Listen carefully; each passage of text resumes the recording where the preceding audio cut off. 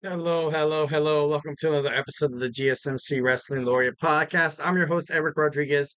Every Monday through Friday, 8 p.m. Pacific Time, 11 p.m. Eastern Time, here to talk all things professional wrestling, from TNA to Ring of Honor to New Japan Professional Wrestling, AEW, also, of course, the WWE. I'm here. I'm your man every weeknight, so make sure you catch the GSMC Wrestling Laureate Podcast. Just if you want to talk about wrestling, want to watch a show that's dedicated for wrestling, all the action inside and outside of the ring, all the stuff happening behind the curtains, and all the stuff, with superstars and stuff like that.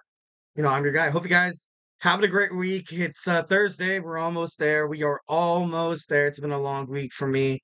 I know, personally, I've been like trying to, kind of battling allergies a little bit, coughing a little bit, scratchy throat, sneezing and stuff like that. It's the changing of the seasons are never really that great kind of, to deal with because my body's just, it's weird like that, especially where I live in Southern California. I live in, you know, around Riverside, California. So right now, even outside, I do my podcast.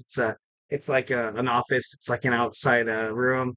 So it gets to be like 97 degrees and stuff like that. That's why sometimes if you watch the podcast, if you see me in my shirt and like if there's sweat stains and stuff like that, just kind of bear with me, bear with me. Anyways, thank you so much for tuning in to the GSMC Wrestling Laureate Podcast, brought to you by the GSMC Sports Network. We have a lot of great things for you today on tap. Today we have our AEW Dynamite 250 review. We have our Thursday Night Wrestling preview. We jump into the ring of TNA, also the world of Ring of Honor. And then we also talk about The Rock, the final boss. Was he really a good heel or not? There's, I think it's Dan Mantro or something like that. I think it's his name. He's basically like, he's been within the Dutch Mantrell. He has a podcast called Story Time with Dutch Mantrell, where he was talking about, The Rock during his run as the final boss and how exactly he wasn't really a heel. Then we're gonna go over his top 10 heels in wrestling history. So that should be fun. Our fourth segment, we're gonna talk about Slammiversary, TNA Slammiversary happening on Saturday. Make sure you watch that. And on our fifth and final segment, we have our Thursday Superstar Spotlight of the week. We have Big E from the New Day. We're gonna jump into it. Super awesome, can't wait. But before we do any of that, I want to remind you guys to use the tips and donations link at the GSMCpodcast.net. Just put your questions up on top so you could so I can see it. Tell me what you like, tell me what you don't like, tell me what you want to further see in terms of professional wrestling. Give me projected storylines, give me who you think should be champion or something like that. This podcast ultimately is designed for wrestling fans, kind of like have a hub to kind of talk, just freely, absolutely freely, no judgmental tones here. We're like the Planet Fitness of wrestling podcasts. And, send a chat. We'll talk about it. I'll address the audience. And yeah, it'll be really, really fun.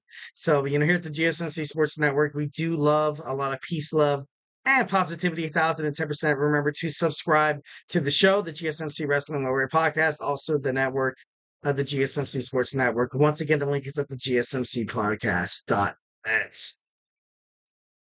All right, so let's go ahead and dig on into AEW Dynamite 250. We're going to start. We are, we have a match, AEW International Championship between MJF and Will Ospreay, live in Little Rock, Arkansas. I got to be honest, I really honestly didn't like the way this one turned out. And I'm, obviously for a couple of reasons. For the first reason, I feel like, I don't know, I just feel like Will Ospreay recently has been kind of getting the short end of the stick. Obviously, he lost to Swerve Strickland because of Don Callis, and they're kind of hinting at like a feud with the Don Callis family. Obviously, like I was talking about with Kyle Fletcher losing his Ring of Honor World Television Championship means that he's going to go to AEW full time. Maybe perhaps it's kind of like a Mariah May kind of Tony Storm kind of feel in terms of Kyle Fletcher and the aerial assassin Will Ospreay. So that'd be kind of interesting to kind of see what sprouts out. Maybe something very violent, like where you saw Mariah May. Tony Storm as soon as May won the Owen Hart Cup finals. for the women's side. So, I'm expecting maybe something a little like that. That's the only way I could see this kind of making sense. Will Ospreay, as soon as he signed with AEW, he achieved immediate success. He had he got the international championship. He beat Roderick Strong. I believe he beat Roderick Strong at Double or Nothing. Don't quote me on that. I don't, Dynasty. No, I could be wrong, but it was a good match. All in all, I feel like it was overall a good match. And second of all, I don't know why they're putting the AEW International Championship on MJF. I feel like if you're gonna have him come back as the heel, as the face of AEW, you kind of want him to have him like I think Swerve has a little bit of a longer championship. No, I think they won the belt at the same time, to be honest, him and Will Ospreay.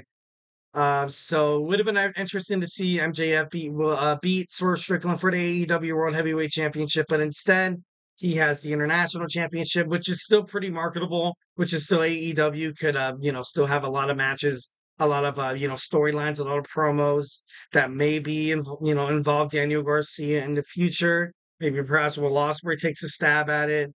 Roderick Strong, Kyle O'Reilly, whoever wants to go for the belt. MJF, he's a natural born heel. He, the crowd hates him, but at the same time, they love him. The moment he came back, they absolutely they prayed for it. They prayed, they cried. They were like, give me more Maxwell Jacob Freeman. And that's what we got from AEW, which was awesome. I honestly think the best way for MJF to further his heel, also his personality and his full character development and potential is you need to have a title belt on. That's kind of like a no-brainer. People pay attention to title matches as opposed to regular matches. That's, kind of like a no-duh. So you see Maxwell Jacob Freeman defeat the aerial assassin Will Ospreay on AEW Dynamite 250. The fans were into it. It was pretty awesome. It was a great match. I was, very full of action, full of personal issues. It was the first time these two superstars have ever met within the squared circle. So definitely something really cool. Definitely knew that something big was going to happen from this. I honestly thought, I was talking about this, I think yesterday, that, I thought it was going to be a no contest. And I thought it was going to be a no contest because, like I was mentioning before, you have Don Callis lurking in the winds. Will Ospreay essentially disowned and, kind of disgraced,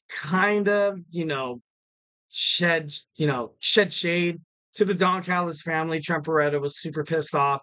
Also, Kyle Fletcher had a little bit of a, like a chip on his shoulder when he was there talking to Don Callis when Will Ospreay ultimately left the group. So I thought that was going to be an X factor, an outside X factor. And also for MJF, I thought Daniel Garcia, he was put on the shelf from MJF about 2 weeks ago on Dynamite. Him coming back, saving Will Ospreay, helping him retain the AEW International Championship would have made sense. But AEW did not go that way. They gave the belt to Maxwell Jacob Freeman. Not hating on it because essentially you do have the AEW World Heavyweight Champion Swerve Strickland, who's totally over right now, totally over. And then you also have the Continental Champion Kazuchika Okada. But it feels like every storyline, every champion that's kind of linked to Matthew and Nicholas Jackson's faction, the Elite. I think fans are getting over it. I think fans are getting over it a lot. I know they saw a ratings increase on Dynamite this week, about 750,000 plus fans, which was great because last week they got about 500,000. So, you know, positive side, love Tony Khan, love his promotion. Hope that they keep, killing promos and killing, weekly shows like this. It just makes wrestling a hell of a lot better. So, definitely thought that was pretty cool. The match took about 59 minutes and 58 seconds. So crazy. The timekeeper almost had to blow the whistle, almost had to ring the bell based on the time limit. I also thought that was a factor as well. When the match was going on, I was like, dude, to be honest, I don't really think AEW really wants any of these guys to kind of lose right now. Will Ospreay once again being conflicted. The reason why he lost the match was because he was going to hit that Tiger Driver in 91. Didn't really happen. He second thought himself. He put MJF down. He had him set up. And then, that's the same reason why he lost to Swerve Strickland at Forbidden Doors. So, just a lot of animosity, just a lot of conflicted views within the aerial assassin Will Ospreay. So it should be interesting to kind of find out where Will kind of goes from this. Will, now he doesn't have a title. Now he's kind of has to go back down to the totem pole, because I doubt they would, they would give him his rematch clause. I would doubt they would want Will Ospreay to defeat MJF, and I would doubt they would want MJF, such a good heel, such a great heel, to just go, to win a title just to lose it, just really honestly does not make any sense. So, should be interesting to find out furthermore. Next, we have TV time with the Learning Tree, Chris Jericho. And Chris Jericho had, he said he's going to be on every Dynamite until Dynamite 500. He, he was mentioning people who don't listen. People who don't listen, you have, Shibata, you have Samoa Joe.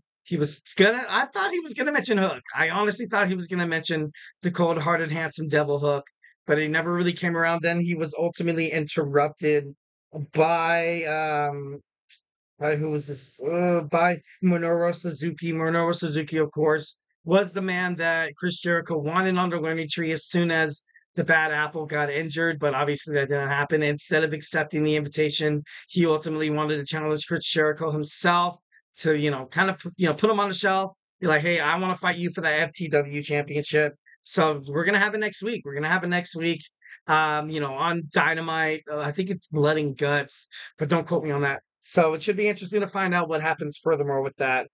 Next we have Kazuchika Okada, totally hot for Mercedes Moné. Mercedes Moné was backstage talking to Matthew and Nicholas Jackson of the Elite.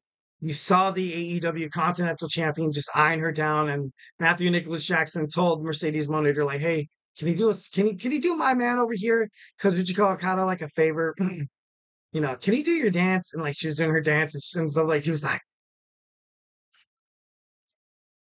so hot. Like, you know what I mean? Like, it was a little uncomfortable, to be honest. No. It was, it was AEW. It was AEW. It was kind of cool. It was pretty badass. I liked how Kazuchika Okada was, admiring, kind of getting a little crazy. Obviously that's, the pluses of having like a PG-13 kind of feel there. But also you kind of get that Mercedes Moné's full heel. She's full of the Elite. She might as well be partners with Matthew, Nicholas Jackson, Jack Perry, Hangman Adam Page, and the AEW Continental Champion Kazuchika Okada. So, definitely a lot of, it was a pretty good promo. I liked it. I liked it a lot. Then you have Mercedes Moné defending her AEW championship, AEW TBS championship against Nyla Rose. Overall, it was a good match. Nyla Rose, that powerhouse, kind of like that gentle giant, ultimately did lose to Mercedes Moné, but she put up one hell of a fight. Then you have Mariah May coming out, totally fooling everybody. She looked exactly like Toni Storm. I thought it was Toni Storm for the longest time. I thought it was the timeless Toni Storm. And then she started talking. I was like, oh, like this is getting personal right now. This is getting pretty personal. So you're going to have Mariah May having to confront timeless Toni Storm pretty soon in the near future before AEW All In at Wembley Stadium. So, she won the World Cup, the Owen Hart World Cup. She has a title shot. She is the number one contender for the timeless Toni Storm's AEW Women's World Championship. Should be interesting. She said in her promo that she was stringing Toni Storm along this whole entire time. She's always wanted to kill Toni Storm. But she said after all that, after all the animosity, after the attack with the high heel shoe, busting her open from ear to ear, she said, I still love you, Toni Storm. I still love you. Kind of crazy. Then you saw a promo backstage. You saw the Bang Bang Gang, thanks to Jay Switchblade White getting injured. You saw them have to relinquish the 6-man championship for Ring of Honor, also the trios championship from AEW. So now you're going to have those two belts on both rosters open, ready to earn. I think that makes for very, very good TV. You have it wide open. I love the trios championship. I love the concept of a 3-on-3. Because even though you have it, always had it within WWE, but they never really did anything about it. Like, you had the Judgment Day. You also had the New Day, who always had you had the Bloodline, who had more than like 2 members. Okay, but now we got to pick 2 members to represent our brand, represent this faction to be tag team champions. So having a trios championship, I felt would ultimately benefited WWE. So you're on a main event. We have Swerve Strickland, the AEW World Heavyweight Champion, champion versus champion, going against the AEW Continental Champion, Kazuchika Okada. It was a good match. Swerve was about to kill it. He was about to hit that Swerve stomp. And then you saw Matthew and Nicholas Jackson come out first. Then you saw the Acclaimed. Then you saw Mark Briscoe. Then you saw Jack Perry. And then out of nowhere, you saw Hangman Adam Page. Hangman Adam Page confirming that he's going to be at Blood and Guts. He's going to be the partner of the Elite.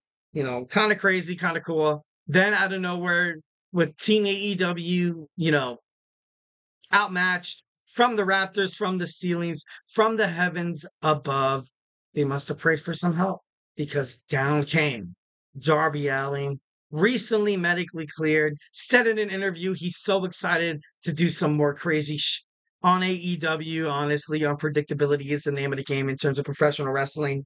Overall, AEW Dynamite 250 deserved 700,000, 500 viewers average. So, definitely thought that was pretty cool. Definitely love that.